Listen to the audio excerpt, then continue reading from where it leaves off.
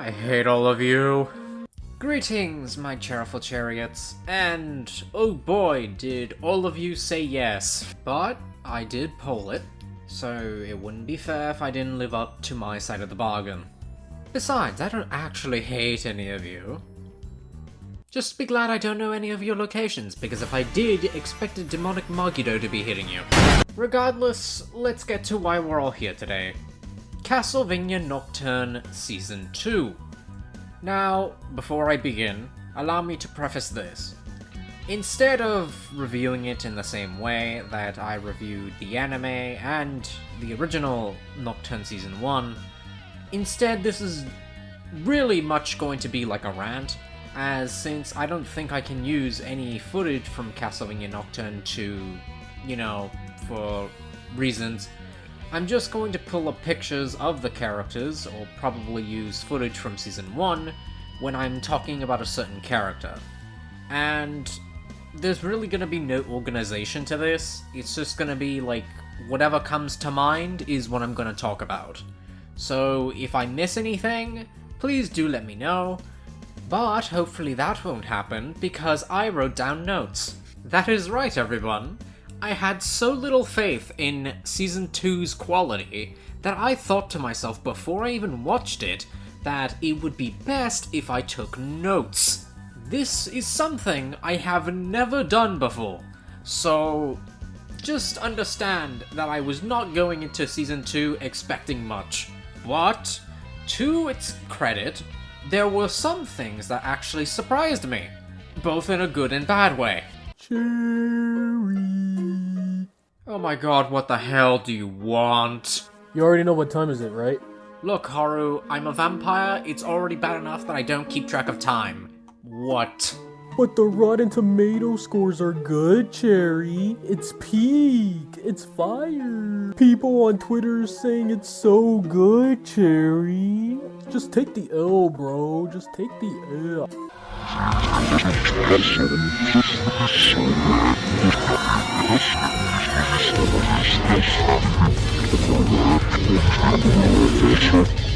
My apologies, my Cherryful Chariots.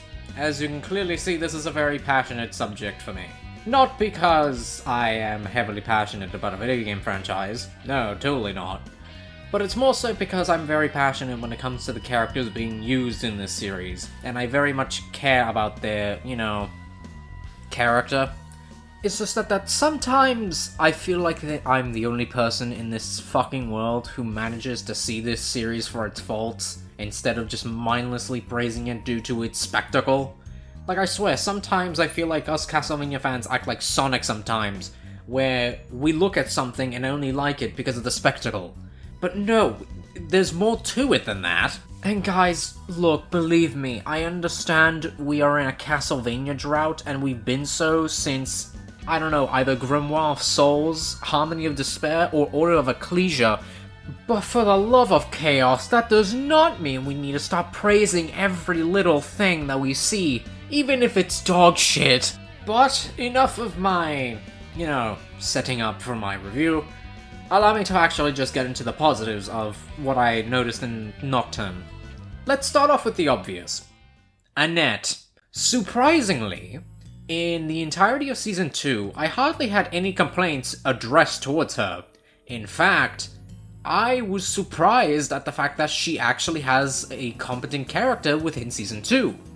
Granted, this does not excuse any of the actions and stupidity that incurred from her in the first season, but if I were to separate these two characters, I would say that they act completely differently and independently of each other.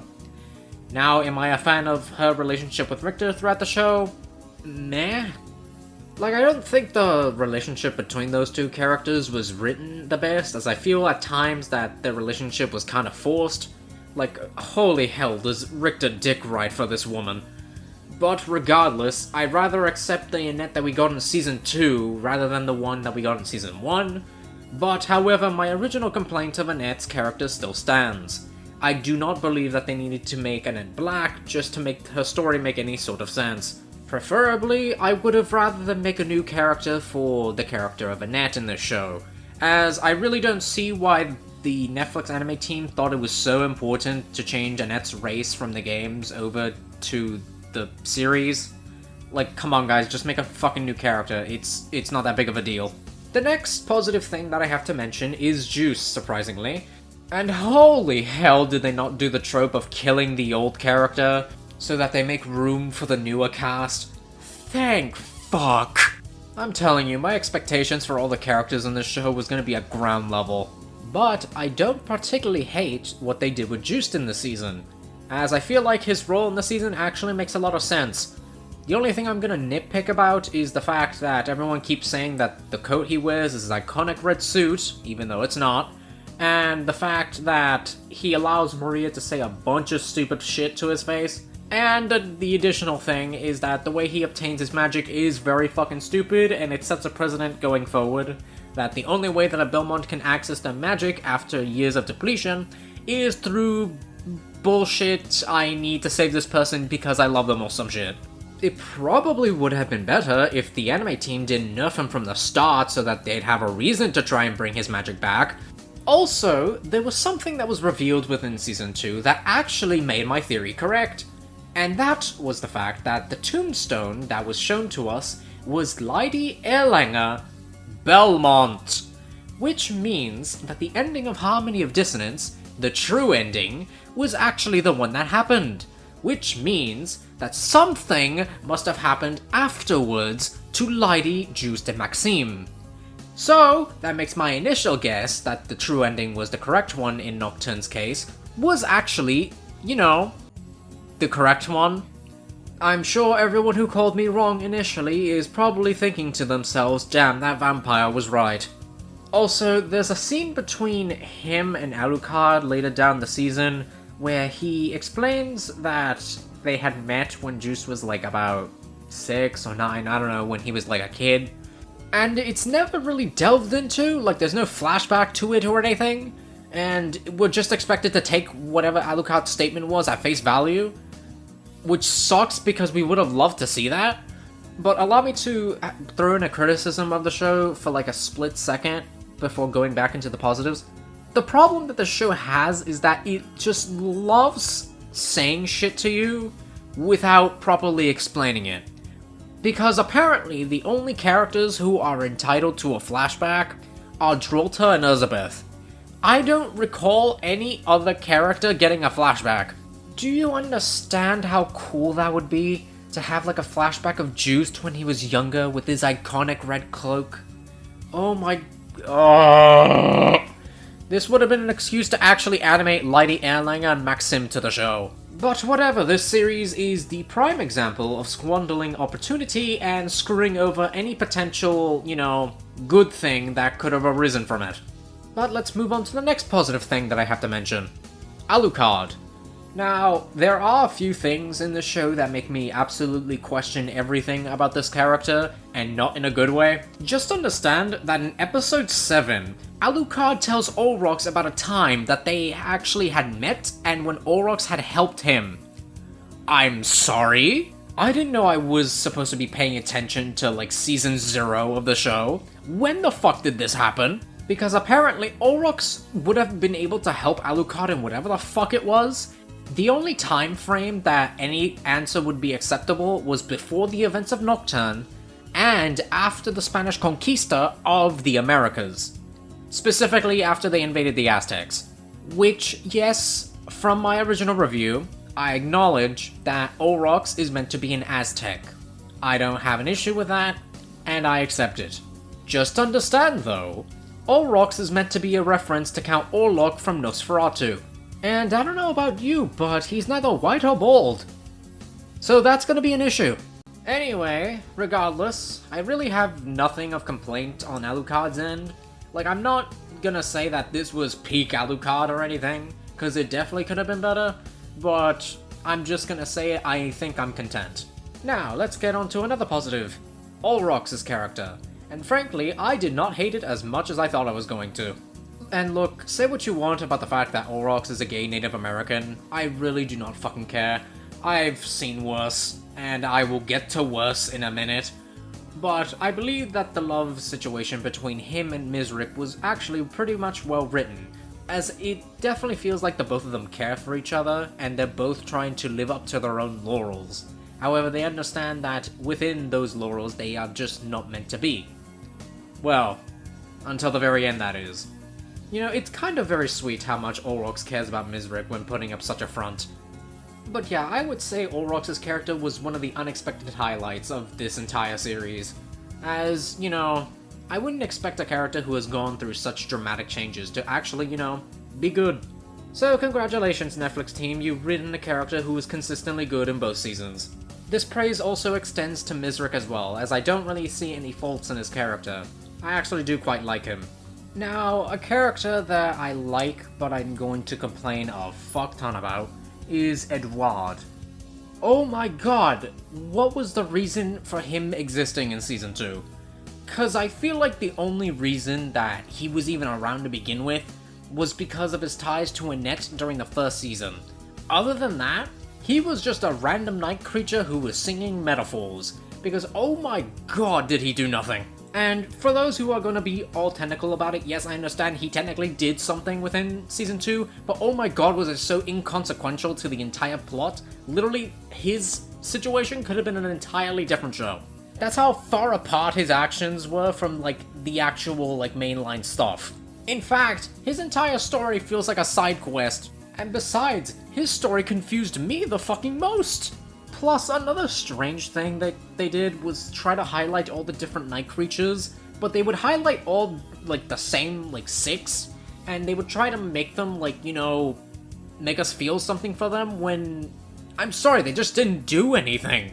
And besides the one that's, like, a red head and 4 horses, no one's gonna know who that is if they just tune in on Season 2. And besides, it's already bad enough that nobody fucking cared for him to begin with. Why? Because he didn't talk and he didn't do much. And neither did Edouard, but the only difference is that Edouard actually spoke. I want to like Edouard so fucking bad, but I have no reason to. Because he does absolutely nothing. The only thing I can really compliment is his voice and his design, but that is it. Next 2 characters are gonna be a bit of a 2-for-1, and that's gonna be Emmanuel, aka the Abbot, and Terra. I don't know how to feel about either of them this season, as I remember distinctly saying that in my Season 1 review that I really liked the Abbot, and I believe he was the highlight of the show, and I also liked Terra, and I wasn't a fan of the way her situation ended up being. I don't have negative things to say, primarily. The only thing I have is questions. Like, for example, was the Abbot always Mephisto, or am I just reading too much into that? Because when he died, he ended up turning into this, I guess, evil or mysterious entity that, I'll give you this, creeps me the fuck out. But he just shows up in random places. Like, who's Maria's father? Is it the Abbot, or is it Mephistopheles? Or is Mephistopheles the Abbot, or is Mephistopheles possessing the Abbot, or made him mad? Like, I don't know, this shit isn't explained. Then there's Terra's character, where I kind of feel bad for her, considering that she can't be with the one, like, person that she loves, because of, you know, the fact that she's a vampire. So all she can really do is watch from a distance. It's kind of a shame that nobody put her out of her misery, but, sure, I guess. I guess Belmonts were never in the business to do such a thing. Even though their family history would say otherwise. I guess everything will make sense by the end when I show you a tier list, so I guess wait for that then. Anyway, with everything positive being wrapped up, allow me to mention everything that either had me scratching my head, or things that I had major issues with. Let's start with the very obvious one. Maria. Oh my god, if Annette was the underdog story, this was the story that showed that characters can fall from grace. Then again, there wasn't much gracefulness in Maria's character in the first season, but oh well. I shit you not, most of my notes for Maria consist of either Maria being an absolute asshole, or being an absolute dumbass. There is just no in-between with this. And the only time Maria's character even gets a shred of good is by the time episode 6 or 7 rolls around. And frankly, there is a lot of stupid shit attributed to Maria. For example, staying with her mother even though she is a fucking vampire and a liability to her health and risk, killing her own father in cold blood despite everyone telling her not to, but it's okay guys, she learned more magical powers because she learned how to handle her hatred, even though she could have absolutely done that without killing her fucking father. She treats anyone that she comes into contact with as an absolute bitch, and this only ends by the time episode 7 rolls around. Plus, there was a scene in episode 4 where Maria was flying on one of her birds, and she did this while Drolta was surveying the skies, and somehow Drolta did not see her once? Like, how? And look, I could care less what Maria did in episodes 6, 7, and 8, because that to me is just mere spectacle. I could care less, because frankly, spectacle is as hollow as wood. What I'm looking at is how she behaved throughout most of the series. I am not going to allow a character to be redeemed for all the nonsense and shenanigans that they did to everyone else and put them through hardship just because she didn't know how to handle her own fucking emotions. And before you say anything, Cereza, she's 12, or she's a child. I don't care. She's old enough to understand the workings of the revolutionary. And if she didn't act like a total fucking feminist and a bitch, I wouldn't have to fucking say this about her. Do you think I take pride in being, a negative Nancy towards a character who just lost both of her parents? One of them was by her own doing. Do none of you believe that I would have been content with seeing a Maria that we could have possibly seen become the Maria that we see in Symphony of the Night? It would have been nice to see an adventurous, yet confident girl who wanted to stick it up to the forces of evil, just for the sake of helping everyone and doing good, not because she was a fucking French revolutionist. Hell, I don't even think she was in it to do good for herself. I think she mainly wanted to do it because, revolutionary ideals. But my point is, Maria is one of the worst downgrades in this show since Annette, and that is really saying something. But let's talk about Richter for like a moment, and the first word that comes to mind when addressing Richter is incompetent. Like, sure, he's able to kill some vampires here and there, and in the end, he ultimately defeats the main bad guy. But count how many times someone has had to tell him to do something specific and he fails at that very specific thing. Or he rather constantly dick ride Annette for every 5 minutes instead of doing what everyone else told him not to do. And it becomes very much apparent that Richter is solely motivated by what's in his pants. Gee, I do wonder though where the Netflix team got the idea to make Annette and Richter love interests. It's not like they got that from the games or anything. Which makes me, again, question why they changed her race if they were just gonna do the whole Annette game thing. But once again, whatever. Also, there was a specific moment involving Richter where it doesn't involve Richter himself, but it does involve something where a vampire grabbed the vampire killer and managed to drag it a considerable distance away. I am sorry. Last time I checked, vampires cannot wield divine weapons, let alone the vampire killer. It is like burn on contact. So it amazes me that this little jit was able to grab it and take it somewhere, instead of, burning. But yeah, there is a lot of things to fault Richter for, and it's mainly due to the fact that he's incompetent, and the fact that he is driven solely because he wants to dick ride Annette every 5 minutes. There's really no other motivation than this. I know at the end of Season 1 and the beginning of Season 2 that his primary motivation was that he wasn't afraid anymore, but those ideas really do get thrown out the window. All I can say is that Richter's a C-tier character at best. So, let's talk about the aspect of the show that made my blood absolutely boil.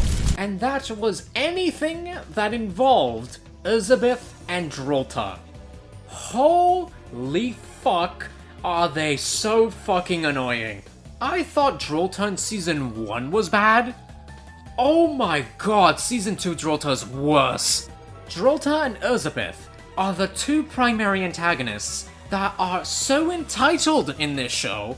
They are entitled to the majority of this show's flashbacks and a majority of this show's runtime.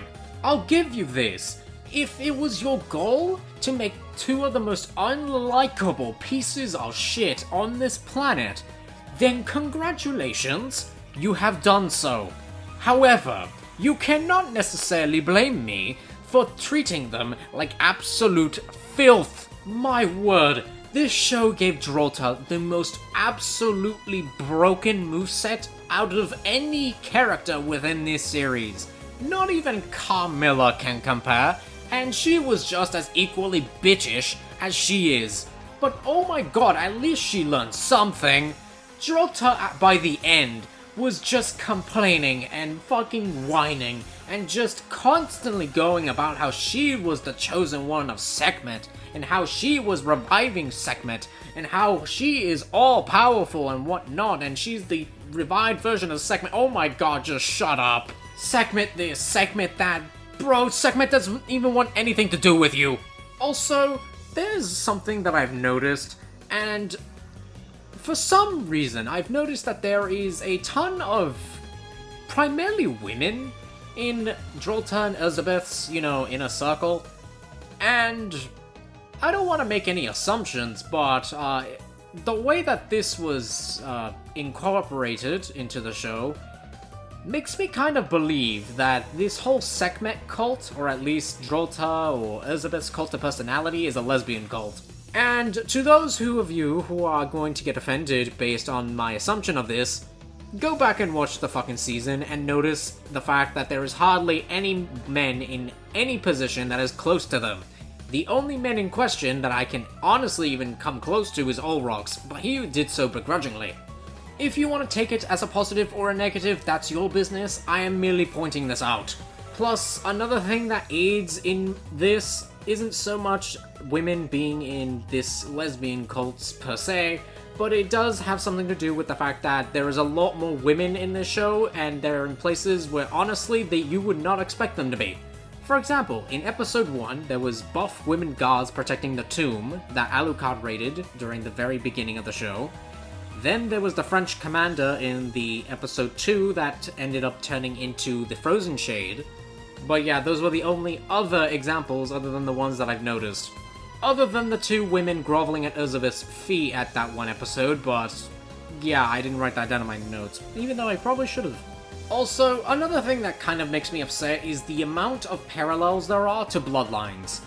It's not the fact that the parallels make me upset, it's more so the fact that they appear in a show that has nothing to do with Bloodlines, and the only reason why these parallels exist is because they outright used the villains from Bloodlines. And on top of that, Drolta Zuentes does not sound like an Egyptian name at all. And before you say anything, please understand that Drolta was taken off of an old lady who showed up in Bloodlines who was assisting Elizabeth Bartley to revive her uncle. For what reason did they bother taking the characters from Bloodlines and putting them in a scenario where they do not fit, and they aren't even the characters that they're representing? So what was the fucking point? Why did you go through such a minuscule change from changing it from Elizabeth Bartley to Elizabeth Bathory?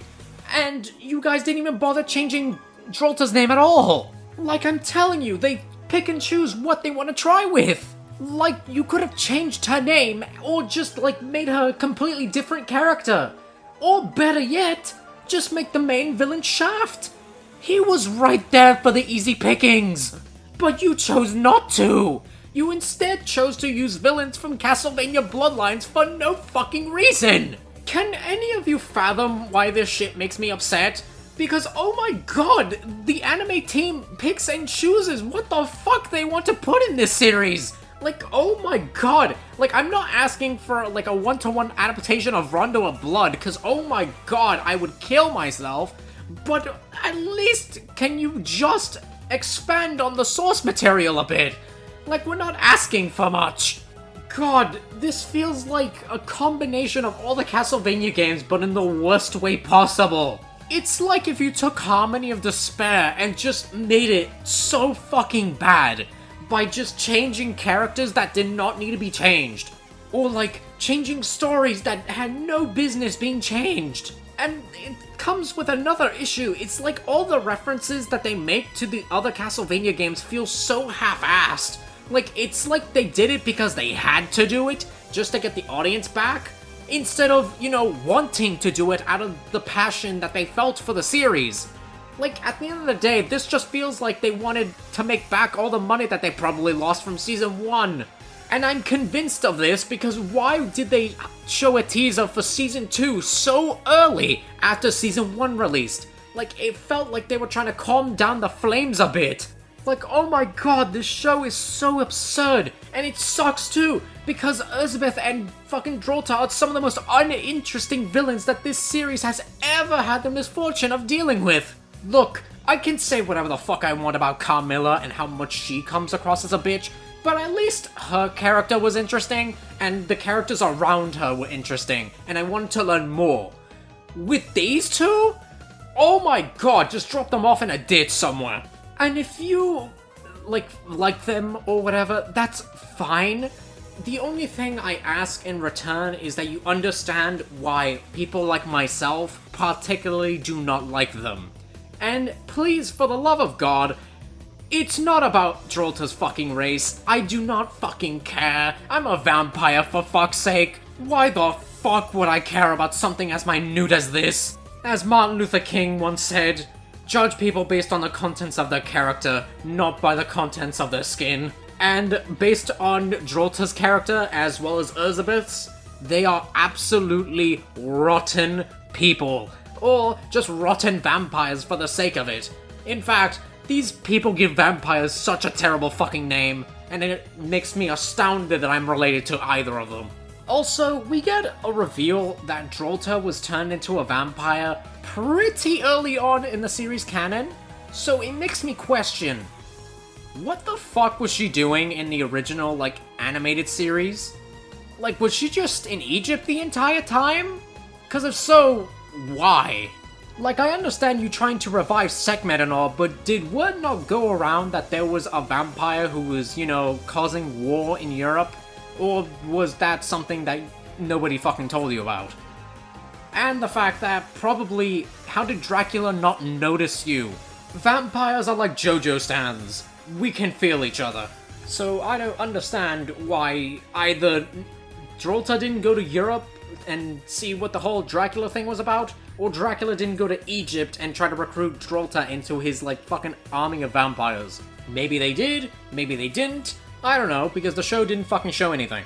Also, this is probably gonna sound like it's very much out of the blue, but I wanted to say one of the things that was in my notes, and it's the fact that in episode 6, I wrote down, the spirits are dick shits, and you're probably wondering why, and it's more so because that the spirits could have spoken to Annette this entire fucking time, and they chose not to.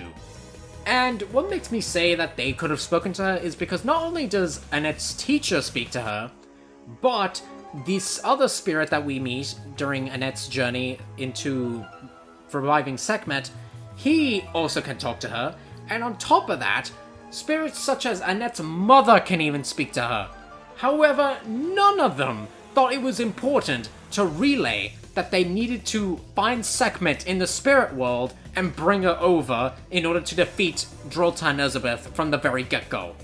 Nobody bothered explaining this. But you know what, guys? You know what? Let's Annette figure it out. Cause, you know, it's mad funny. Cause, you know, when the world is at fucking stake, it's best to answer questions from a desperate party of people trying to save the world with either riddles or their silence. And then people wonder why I am so critical of Netflix and their handling of the Castlevania property. Because they make some stupid shit. Also, another thing I'd like to note is that there were a bunch of vampire rules that were relayed to us during the show, and I found all of them to be pretty stupid, because a lot of them either parallel either some new bullshit rules that they made up, or they just flat out stole the rules that were in Lords of Shadow. What do I mean by this? Well, what I mean is that apparently if you drink a vampire's blood, you become a vampire yourself if you have enough strength to do so, or yada yada yada. And this primarily involves Drolta again. Go figure. Go figure that the character who isn't consistent with anything is also not consistent with any of the rules. Anyway, just for the sake lols of it, I am going to attribute anything anime related to the Lords of Shadow universe, because anything that does not compare these two universes to the original timeline makes my life any better. Also, can we talk about the fact that they nerfed practically everybody except, Richter, and they gave Drolta, like, every cheat code known to man? Like, I'm sorry, at least with Dracula's power, it felt, like, grounded, and there was actually a basis for it. But Drolta kept powering up every, like, 5 fucking seconds, and honestly, she didn't fucking deserve it considering how much of a constant dickhead of a character she is. Also, any criticism that I've levied towards Drolta thus far are pretty much the same criticisms that I've given Carmilla from the original series. The only difference is that she didn't have hacks to pull out of her ass. Plus, she killed herself after losing to a Devil Forge Master, a guy who already had Dracula's power. So, really, her loss was more fair than fucking Drolta's, because in order for Drolta to be defeated, she needed the combined efforts of two of the most debatably broken characters in the entire Castlevania series. So yeah, you take that for what you will. Also, where was Edward during the final fight? I know damn well the battle against the Night Creatures did not last that long considering how many Night Creatures there were. But you know what? Whatever. The finest thing I can say about the show was this show's ending, because at least now I understand that we probably won't be getting a season 3, considering how that show ended. Hey guys, Editor Cereza here, and remember how in my original Castlevania animated series review, where one of my complaints was that although it was called Castlevania, the show really didn't focus all that much on the castle itself? Well, imagine that complaint, but the fact that there is no castle to speak of. You heard me right, folks, they called the series Castlevania when there's not a single fucking castle in sight. You can riot now. Plus, another issue that I had was that, once again, they did the thing that they've been doing across the entire series, where every time there's a climactic fight, they use a song from the games. However, they don't do that for the rest of the series. Even though they could have easily done so, but they never chose to. And then people wonder why I believe all the battles or like everything in the show is just nothing but spectacle. It just all feels shallow. Because they only play things from the games during moments like these, just so that they can pump up, that feeling of adrenaline inside viewers, even though that feeling of adrenaline isn't genuine. Do I feel that there were genuine Castlevania fans in the anime team? Probably. But if I were to be judging it from the actions that the dev team ended up taking when making the animation, and eventually what ended up in the final product, I would have to assume either higher oversight was stepping in and saying, no, you can't do this, you can't do that, or Konami said, you can only do this, this, and that, or everyone in the dev team unanimously agreed that they only wanted to take one aspect from the games in regards to Castlevania and highlight on that aspect, which for me, all of these answers are fucking dumb.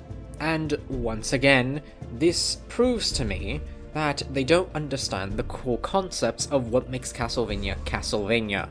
And sure, people are going to be complaining to me in the comments saying, oh, you're complaining because they didn't add a fucking castle? Wow, that's so fucking shallow.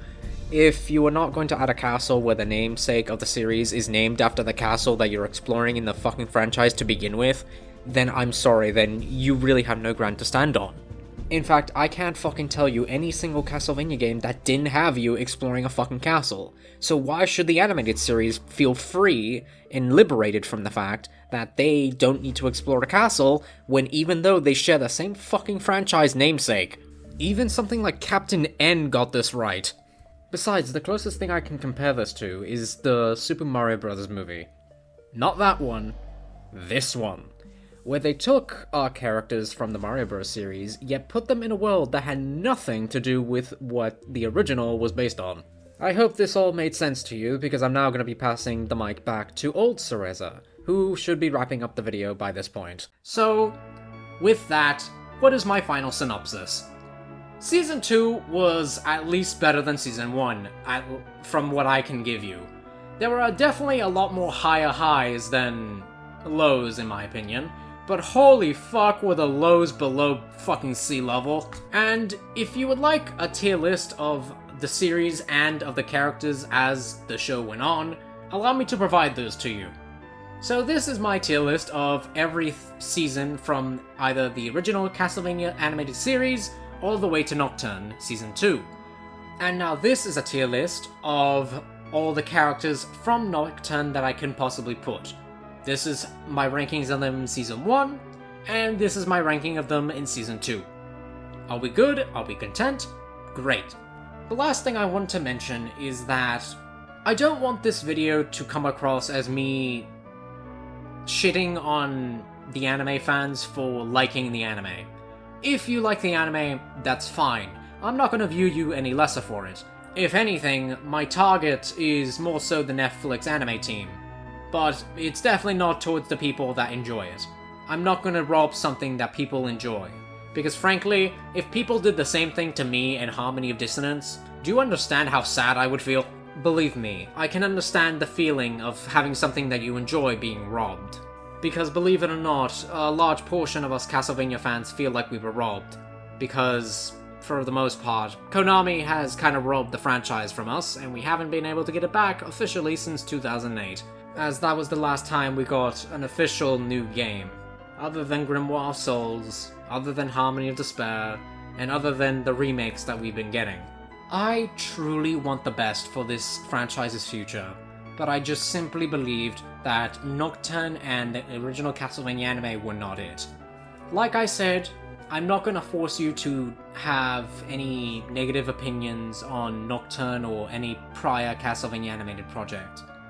All I can ask is that you understand where I'm coming from, and try to be civil and not shit-talk me because I didn't like something that you liked. Not everyone is gonna like the same thing. Just as much as I understood that not everyone is going to like Harmony of Dissonance, not everyone is gonna like Rondo of Blood, not everyone is gonna like Symphony of the Night. Everyone is their own unique person, and they can form their own opinions as such. But with that is the conclusion, and I thank all of you for watching my review of Nocturne Season 2. I am very curious as to all of your thoughts on Season 2, as some of you did give it to me beforehand, but other than that, that's really everything I have to say. To everyone who voted yes on the poll, just understand that there is a demonic Margido heading towards your location.